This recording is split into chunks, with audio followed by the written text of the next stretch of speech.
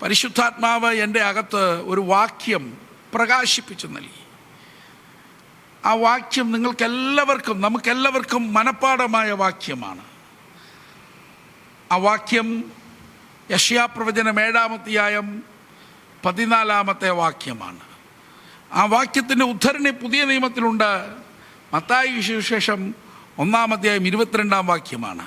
ഇന്ന് ഈ വചനം ഞാൻ വ്യക്തിപരമായി ഏറ്റെടുത്ത് പറഞ്ഞു, ഇമ്മാനുവേൽ, ഇമ്മാനുവേൽ, ഇമ്മാനുവേൽ, ഇമ്മാനുവേൽ. ചില വിഷയങ്ങൾ എങ്ങനെ മുൻപോട്ട് കൊണ്ടുപോകും? മുൻപിലുള്ള പ്രവർത്തനങ്ങൾ, മുമ്പിൽ കർത്താവ് ഏൽപ്പിച്ച ദൗത്യം, അതൊക്കെ മുൻപോട്ട് കൊണ്ടുപോകുമ്പോൾ ഏറെ പ്രതിസന്ധികളും വെല്ലുവിളികളും ഒക്കെ മുമ്പിലുണ്ട്. അല്ലാതെ നമുക്ക് മുൻപോട്ട് പോകാൻ കഴിയില്ല. അപ്പോൾ കർത്താവേ, ഞാൻ എങ്ങനെ ചില കാര്യങ്ങൾ കൈകാര്യം ചെയ്യണം, എങ്ങനെ ചില വിഷയങ്ങൾക്ക് തീർപ്പ് കൽപ്പിക്കണം, എങ്ങനെ മുൻപോട്ട് കാര്യങ്ങൾ കൊണ്ടുപോകണം. എനിക്ക് ഈ വാക്യം എന്നെ ബലപ്പെടുത്തി. നീ ഒറ്റയ്ക്കല്ല, നിന്റെ കൂടെ നിന്നെ പുറപ്പെടുവിച്ച ഞാനുണ്ട്, നിന്നെ വിളിച്ച ഞാനുണ്ട്, നിന്നെ ശക്തീകരിച്ച ഞാനുണ്ട്, നിന്നെ അഭിഷേകം ചെയ്ത ഞാനുണ്ട്, നിന്നെ ആത്മനദിക്കകത്ത് മുക്കിയ ഞാനുണ്ട്, നിന്നെക്കുറിച്ച് പ്ലാനുകൾ മെനഞ്ഞ ഞാനുണ്ട്, നിന്നെക്കുറിച്ചൊരു ഹിതം അവൻ ഒരുക്കി വച്ചിരിക്കുന്ന എൻ്റെ മനസ്സിനകത്തുണ്ട്. ആ ഞാൻ നിന്റെ കൂടെ ഉണ്ട്. കേവലം ഒരു വാക്ക് പറയുന്നവനായിട്ടല്ല, ഞാൻ പറഞ്ഞ വാക്ക് നിന്നിലൂടെ നിറവേറ്റാൻ ഞാൻ നിന്റെ കൂടെയുണ്ട്, കൂടെയുണ്ട്. ഇന്ന് ഈ ദൂത് ഏറ്റെടുത്ത ദൈവത്തിന്റെ മഹത്വം കരേറ്റാം.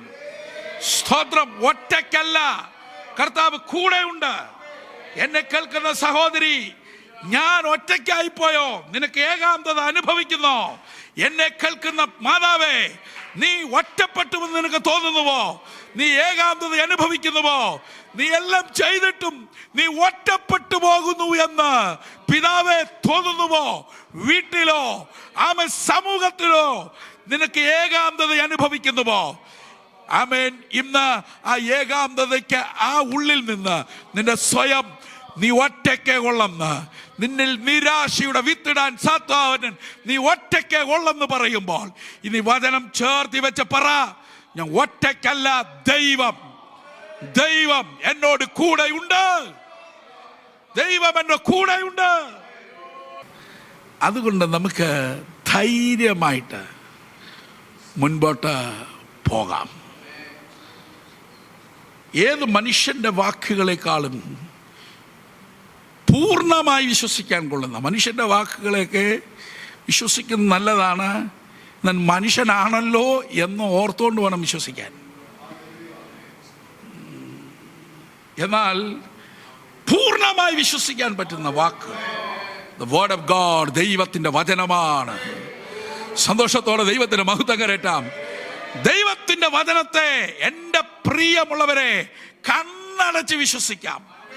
ദൈവത്തിന്റെ വായിൽ നിന്ന് പുറപ്പെട്ടിട്ടുള്ള ദൈവശ്വാസീയമായ വചനത്തെ നമുക്ക് കണ്ണടച്ച് വിശ്വസിക്കാം. ദൈവം പറഞ്ഞ ആലോചന നമുക്ക് ഏറ്റെടുക്കാം.